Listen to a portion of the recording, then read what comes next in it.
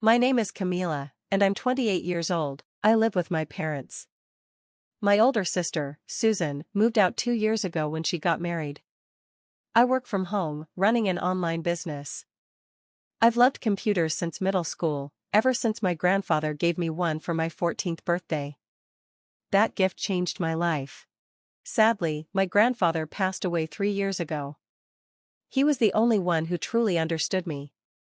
After he died, I became quieter and kept to myself. My parents don't understand my work. They think I just play games all day. Susan also looks down on me.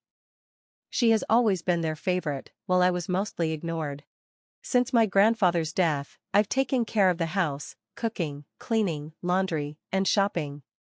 My parents say it's only fair since I don't have a real job. An unexpected visit.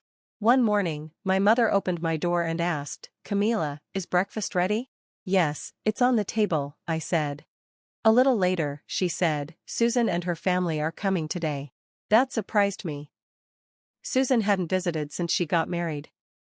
She usually met our parents somewhere else, never at our house. "Why is she coming?" I asked.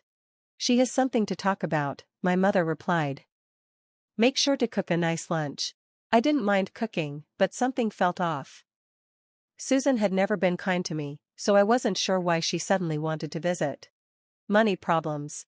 Before going to the store, I asked my mom for grocery money. "Didn't your father give it to you?" she asked. "He told me to ask you," I said. She frowned and threw $30 on the table. "If you had a real job, this wouldn't happen." "I do work," I said, trying to stay calm. "Stop making excuses. You just sit in your room playing games. Don't talk about work when you can't even live on your own." She walked away before I could say anything else. I sighed and went back to work before heading out to buy groceries. Susan's visit. Susan arrived around noon. "Welcome back, Susan," I said. "Oh, Camila, you're still here," she smirked. She wore expensive clothes, and her makeup was perfect. My mom was holding Susan's baby. Before I could say anything, my mom snapped, "What are you looking at? Go serve lunch." Susan laughed. "Mom, do you still make Camila do all the chores?" "Of course. She just sits in her room playing games, so she might as well help around the house." Susan nodded. "That's true. She's just another expense." I tried to ignore their words. Instead, I asked Susan, "How's married life?" "It must be hard taking care of a baby and the house." She scoffed. "I don't do housework. We have a maid for that." I wasn't surprised. Her husband is a doctor, and my parents were thrilled when she married a rich man. Susan looked at me. "You have such an easy life. Do you even know how much Mom struggles?" "I work from home," I said calmly. "I earn enough to take care of myself." She laughed. "If that's true, why don't you move out? You say you make money, but it's probably just a little extra cash." I sighed. She was never going to believe me. Something feels wrong. After lunch, Susan walked around the house, looking in every room, the kitchen, and even the bathroom. It felt strange, like she was checking something. The next morning, while I was making breakfast, my mom suddenly said, "Make sure the house is clean next Sunday. Susan, Jacob, and the kids are coming again." I frowned. "They just visited yesterday." "Why is her husband coming too?" Something didn't feel right. A shocking request. I was so surprised by my mother's words that I asked her a lot of questions. "It's nothing surprising," Susan said. "They just have something important to talk about. You're involved too, so don't make any plans. I'm just happy I get to see the kids again." Something felt wrong. Susan hadn't visited in years, and now she was coming back so soon, this time with her husband. I didn't know why, but I had a bad feeling. What I didn't know was that Susan and my mother had been secretly talking. "Can you believe the house is in Camila's name?" Susan said angrily. What was Dad thinking? "Don't worry," my mother replied. "If we make Camila feel like she's a burden, she'll leave. This house should belong to us." Susan's family arrives. Sunday came quickly. The last time I saw Susan's husband, Jacob, was when he came to introduce himself before their wedding. He became a doctor, just like his father. He was good-looking, but he always seemed cold. My mother had been overjoyed when she found out he came from a family of doctors. Since the wedding, Jacob had never visited our home until now. I greeted Susan, her son, and Jacob after setting the table for dinner. Jacob looked thinner than I remembered. As I went back to the kitchen, Susan followed. "Did you just buy these side dishes from a store?" she asked, frowning. "I don't know if they'll suit our taste since we eat high-quality food. I made these myself. Grandma taught me, so I know they're good." Susan looked annoyed but quickly forced a smile and started serving the food. Dinner tension. During dinner, Susan mostly bragged about how her child was smarter and better than others. Jacob barely spoke. Even when Susan talked to him, he seemed distant. Then, Susan smirked and turned to me, "Seeing how cute my child is, don't you think Mom and Dad deserve another grandchild?" My mother sighed dramatically. "Yes, but that's impossible since Camila isn't even married. Before thinking about kids, she needs to find a husband. But how could she? She never leaves her room and just plays games. On top of that, she's unemployed and still living here." Their words hurt. I finished eating and was about to leave the table when my mother stopped me. "Where do you think you're going? We're not finished. Sit down, we have something important to discuss." "Leave this house." Susan looked right at me and said, "Camila, can you please leave this house?" I was shocked. "You should try living on your own," she continued. "Mom and Dad can't take care of you forever. If you stay here, you'll never grow up." She made it sound like she was helping me, like moving out would make me a better person. "You need to understand how disappointing you are," Susan added. "It's time for you to experience the real world and take care of yourself." I clenched my fists. "Mom, how many times do I have to tell you? I do work. I earn my own money. When will you believe me?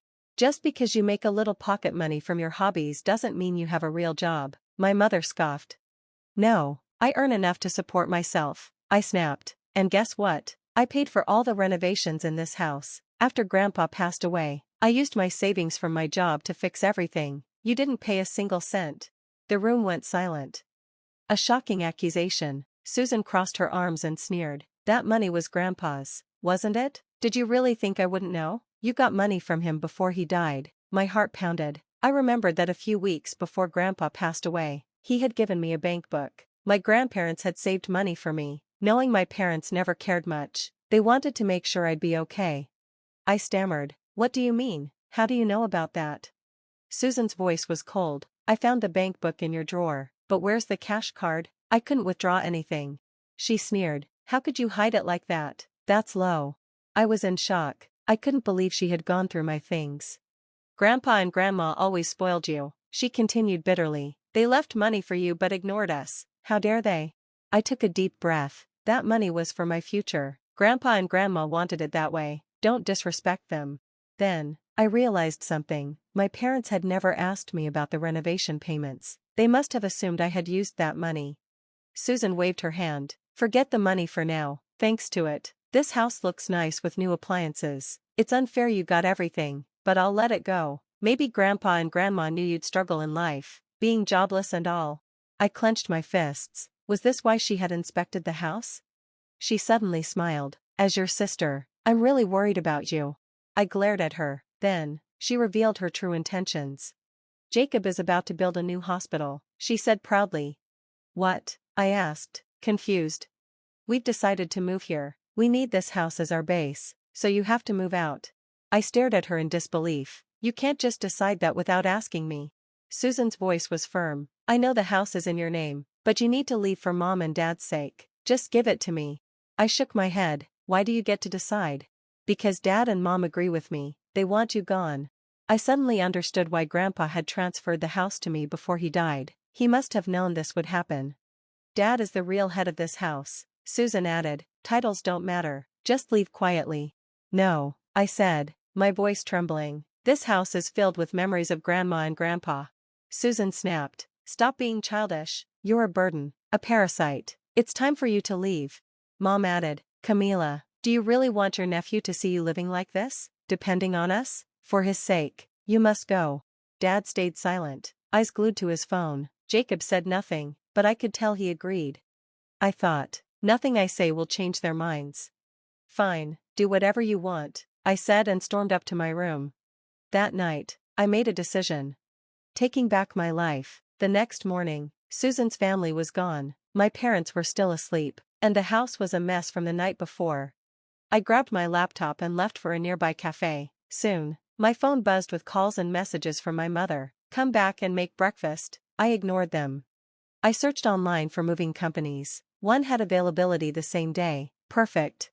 I returned home when I knew my parents would be at work. The house was quiet. Then, the moving truck arrived. What are we taking? A mover asked. Everything, I replied. They packed up my things, furniture, appliances, dishes. The house, once warm with my grandparents' presence, now felt empty. Legally, it was mine, but I didn't want to stay. As I left, I felt free. A furious call. That evening, my mother called. What the hell is going on? The appliances are gone. Did you take them? Of course, you wanted me gone, so I'm leaving, and I took what I bought. You paid for them with Grandpa's money, she accused. No, I used my own earnings. To prove it, I sent her a photo of my bank book, showing I hadn't touched Grandpa's money. You're terrible for doing this to your parents, she snapped. Fine, ask Susan and her family for help.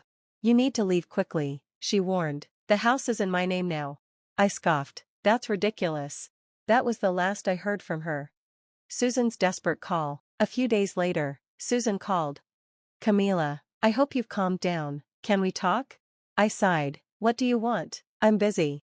She hesitated. We made a mistake trying to kick you out. We're family. Shouldn't we live together? I laughed bitterly. After calling me a parasite, now you care about family? No thanks. You already moved in, didn't you? She hesitated again. We moved in yesterday, but there have been some complications. I smirked. Oh, about Jacob? He got fired from the hospital, right? I already know. My life with them was over, but my future was just beginning. Thanks for watching. If you liked this video, please like, comment, and subscribe for more great stories. Don't forget to tap the notification bell, so you never miss an update. Share your thoughts in the comments. We love hearing from you. See you next time, and take care.